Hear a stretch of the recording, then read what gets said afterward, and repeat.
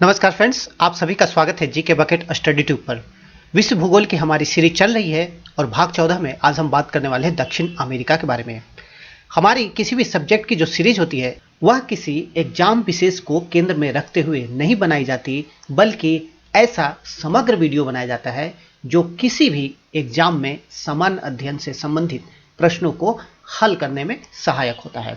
आज हम बात करते हैं दक्षिण अमेरिका के बारे में।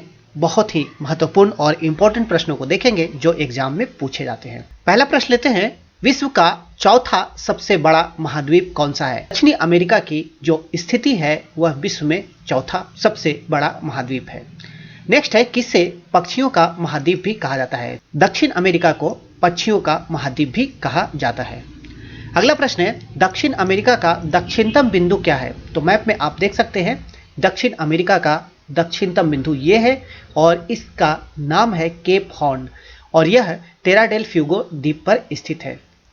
नेक्स्ट है, विश्व का दक्षिणतम अधिवासीय स्थान कौन सा है? तो अधिवासीय स्थान मतलब जहां मानव निवास करते हैं, तो यह है उशुइया। टेरा डेल फ्यूगो द्वीप पर स्थित एक स्थान है उशुइया, जो कि विश्व का दक्षिणतम अधिवासीय स्थान है। नेक्स्ट लेते हैं, दक्षिण अमेरिका, मध्य अमेरिका, मैक्सिको तथा कैरेबियन द्वीप समूह को सम्मिलित रूप से क्या कहा जाता है? तो ये सभी सम्मिलित रूप से लैटिन अमेरिका के देश कहे जाते हैं।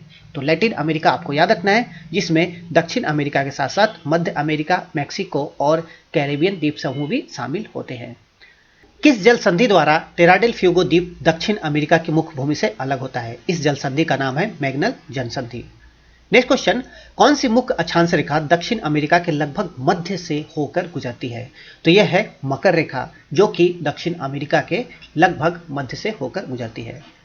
नेक्स्ट क्वेश्चन है, दक्षिण अमेरिका का एकमात्र देश जो उष्णकटिबंधीय प्रदेश में स्थित नहीं है, तो यह देश है उरुग्वे। तो उरुग्वे एकमात्र ऐसा देश है जो कि उष्णकटिबंधीय प्रदेश में स्थित नहीं है। अगला प्रश्न, दक्षिण अमेरिका महाद्वीप पर स्थित कितने देश के साथ ब्राजील अपनी सीमा साझा करता है? तो टोटल 10 है और 10 देशों के साथ ब्राजील अपनी सीमा साझा करता है और दक्षिण अमेरिका का सबसे बड़ा देश ब्राजील ही है। नेक्स्ट देखते हैं, दक्षिण अमेरिका का सबसे बड़ा स्थलरुद्ध देश कौन सा है? तो ऐसा देश जिसके चारों तरफ स्थल हो उसे स्थलरुद्ध देश कहा जाता है। तो यह है बोलीविया और बोलीविया की लोकेशन देखें तो यह बोलीविया है और यह चारों तरफ से स्थलों से घिरा हुआ है। तो ब्राजील, पेरू, चिली, अर्जेंटीना और पराग्वे से यह घिरा हुआ है। नेक्स्ट क्वेश्चन है, दक्षिण अमेरिका महाद्वीप पर स्थित वह देश जो ब्राजील के साथ सीमा साझा नहीं करता। तो ब्राजील सबसे बड़ा देश है दक्षिण अमेरिका का और लगभग सभी देश इसके साथ सीमा साझा करते हैं, लेकिन इक्वेडोर और चिली दो ऐसे देश हैं जिसकी सीमा ब्राजील के साथ स्पर्श नहीं करती है। तो मैप में आप देखें तो इक्वेडोर की लोकेशन यहाँ है जो ब्राजील के साथ सीमा साझा नहीं करता। इसके अलावा यह चिली की लोकेशन है, तो यह भी ब्राजील के साथ सीमा साझा नहीं करता। तो इन दोनों देशों को आपको याद रखना है। आगे चलते हैं, विश्व का एकमात्र देश जहां विषुवत तथा मकर रेखा गुजरती है, तो यह है ब्राजील। तो ब्राजील से विषुवत रेखा के साथ साथ मकर रेखा भी गुजरती है। नेक्स्ट क्वेश्चन, दक्षिण अमेरिका का कौन सा देश नीदरलैंड द्वारा प्रशासित है? तो यह है अरूबा। इंपॉर्टेंट प्रश्न है, ध्यान रखें। ब्राजील के किस शहर को फैशन की नगरी कहा जाता है? तो फैशन की नगरी सामान्यतः पेरिस को माना जाता है, लेकिन यहाँ पर ब्राजील की बात हो रही है तो ब्राजील का रियो डी जेनेरियो फैशन नगरी कहा जाता है। वह देश जिसकी भूमि का देशांतरीय विस्तार की अपेक्षा अक्षांशीय विस्तार सर्वाधिक है। मैप में यदि आप चिली को देखेंगे तो आपको पता चलेगा कि चिली का देशांतरीय विस्तार अपेक्षाकृत अक्षांशीय विस्तार से बहुत ही कम है। तो ये आप देख सकते हैं। नेक्स्ट क्वेश्चन है, फ्रेंच ग्यूना कोरू नगर किस देश का उपग्रह प्रक्षेपण केंद्र है? तो फ्रेंच ग्यूना बहुत ही इंपॉर्टेंट स्थान है और आप सभी ने सुना होगा। तो यह फ्रांस का उपग्रह प्रक्षेपण केंद्र है और लोकेशन देखा जाए फ्रेंच ग्यूना की तो फ्रेंच ग्यूना की लोकेशन यहाँ पर है।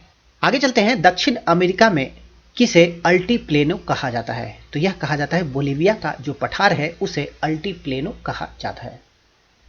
नेक्स्ट क्वेश्चन, दक्षिण अमेरिका का कौन सा देश फियोर्ड तट का उदाहरण प्रस्तुत करता है? तो फियोर्ड तट का मतलब होता है बहुत अधिक कटा फटा तट। तो आप मैप देखेंगे तो चिली ऐसा देश है दक्षिण अमेरिका का जिसका तट बहुत अधिक कटा फटा है।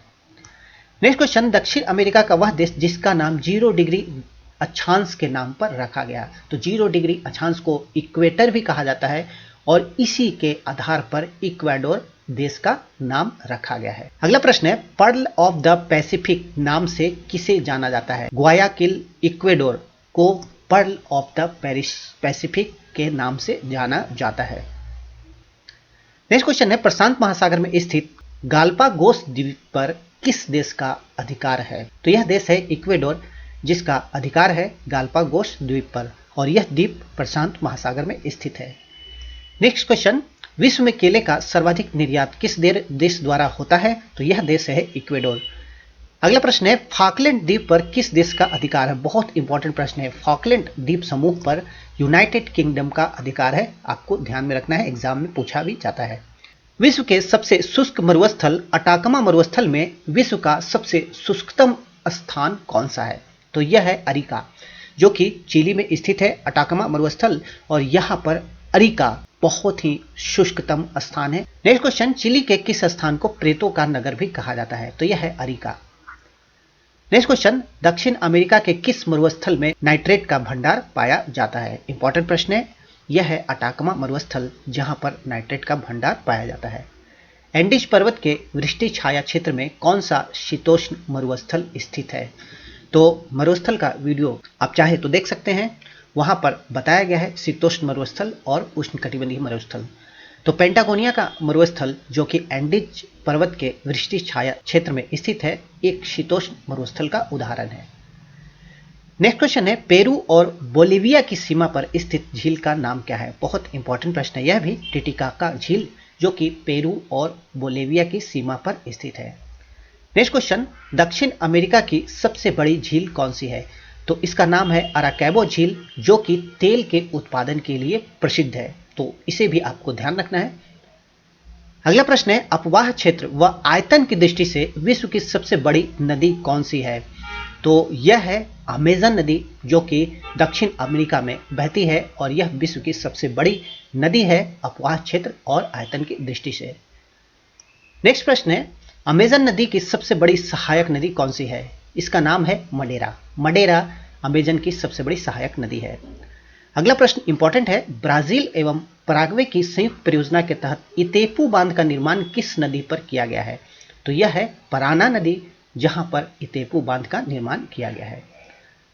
अगला प्रश्न, किसे विश्व का फेफड़ा कहा जाता है? तो बहुत इंपॉर्टेंट प्रश्न है और इसका सही उत्तर है अमेजन वन। तो मैप में देख सकते हैं बहुत ही विशाल और घना वन है अमेजन वन। नेक्स्ट क्वेश्चन है, अमेजन बेसिन में पाए जाने वाले वनों को क्या कहा जाता है? इंपॉर्टेंट प्रश्न है यह भी। सेल्वास कहा जाता है अमेजन बेसिन में पाए जाने वाले वनों को। अगला प्रश्न, दक्षिण अमेरिका के सेल्वास में पाई जाने वाली विश्व की सबसे हल्की लकड़ी का नाम क्या है? तो इसका नाम है बालसा। बालसा विश्व की सबसे हल्की लकड़ी है जो कि दक्षिण अमेरिका के सेल्वास वन में पाई जाती है। अगला प्रश्न, दक्षिण अमेरिका में पाए जाने वाले किस वृक्ष को कुल्हाड़ी तोड़ की संज्ञा दी जाती है? तो इस वृक्ष का नाम है क्वेबेक्रो जिसे कुल्हाड़ी तोड़ की संज्ञा दी जाती है। अगला प्रश्न, अर्जेंटीना में पाए जाने वाले शीतोष्ण घास मैदानों को क्या कहा जाता है? तो यहाँ पर अर्जेंटीना में शीतोष्ण घास के जो मैदान मिलते हैं उन्हें पंपास कहा जाता है। इंपॉर्टेंट प्रश्न है, आपको ध्यान रखना है। तो आने वाले दिनों में घास से संबंधित वीडियो भी बनाए जाएंगे।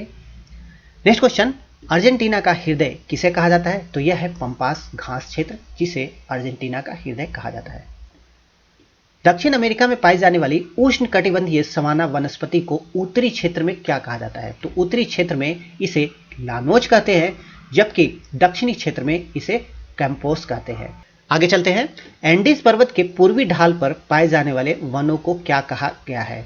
तो यहाँ पर मोंटाना कहा जाता है। एंडीज पर्वत के जो पूर्वी ढाल पर वन पाए जाते हैं। अर्जेंटीना में पशुपालकों को क्या कहा जाता है? तो उन्हें गवांको कहा जाता है। अर्जेंटीना के बड़े पशुपालन फार्मों को क्या कहा जाता है? इन्हें कहा जाता है एक्टांशिया। विश्व का सबसे बड़ा मांस निर्यातक देश कौन सा है? तो विश्व में सबसे बड़ा मांस निर्यातक देश है अर्जेंटीना। आगे बात करते हैं ऊंट की प्रजाति का पशु जिसका उपयोग बोझा ढोने में किया जाता है क्या कहा जाता है। तो आप देखेंगे तो ऊंट जैसा यह दिखता है और इसका नाम है लामा। तो लामा का प्रयोग मुख्य रूप से बोझा ढोने में किया जाता है दक्षिण अमेरिका में। नेक्स्ट क्वेश्चन है दक्षिण अमेरिका के पश्चिमी भागों में समुद्री पक्षियों से प्राप्त खाद्य जो फास्फोरस से भरपूर होता है क्या कहलाता है। तो इसे गुआनो कहा जाता है। गुआनो पक्षियों से प्राप्त होने वाला खाद्य है जो कि फास्फोरस से भरपूर होता है। नेक्स्ट क्वेश्चन है दक्षिण अमेरिका में कहां शीतकाल में वर्षा होती है। तो यह है मध्य चिली जहां पर शीतकाल में वर्षा होती है। नेक्स्ट क्वेश्चन ब्राजील के कहवा के बागों को क्या कहा जाता है। इंपॉर्टेंट प्रश्न है। इसे फजेंडा कहा जाता है। कहवा उत्पादन में कौन सा देश संसार में प्रथम स्थान है। तो प्रथम स्थान पर है ब्राजील कहवा के उत्पादन में।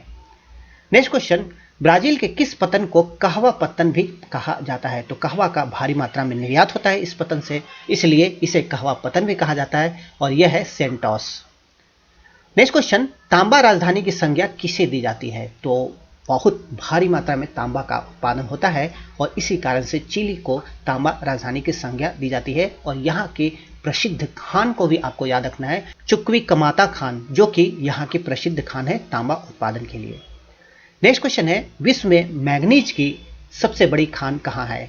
तो यह खान है अमापा खान जो कि ब्राजील में स्थित है। तो मैग्नीज की सबसे बड़ी खान है।